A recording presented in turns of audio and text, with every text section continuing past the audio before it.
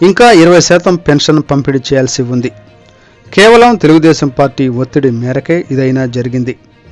గతంలో లాగానే ఇంటి వద్ద పెన్షన్ పంపిణీ చేయాలని కోరుతున్నాం. ఎమ్మెల్యే నిన్నటి దినం షర్మిల గారి మీద మాట్లాడిన మాటలు మూర్ఖపు మాటలు.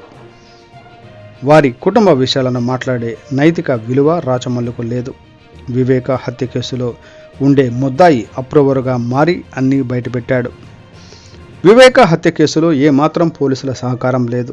షర్మిల తెలంగాణ అంటున్నావు, ఆమె పుట్టింది ఇక్కడే. హైదరాబాదు వెళ్ళి నివసించినంత మాత్రాన పక్క రాష్ట్రం అవుతుందా? త్వరలో రాచమల్లు అక్రమాలు రాజ్యకాల మీద కరపత్రం విడుదల చేస్తా. పెన్షన్ పంపిణీ జాప్యం జరగకుండా వెంటనే చర్యలు తీసుకుని పూర్తి స్థాయిలో పంపిణీ చేయాలి. పత్రికా సమావేశంలో రాజుపాలెం మాజీ జడ్పీటీసీ తోట మహేశ్వర్ రెడ్డి, తేదేపా పట్టణ మాజీ అధ్యక్షుడు ఘంటసాల వెంకటేశ్వర్లు, నాయకులు బద్వేలు వాసు తదితరులు ఈ కార్యక్రమంలో పాల్గొన్నారు.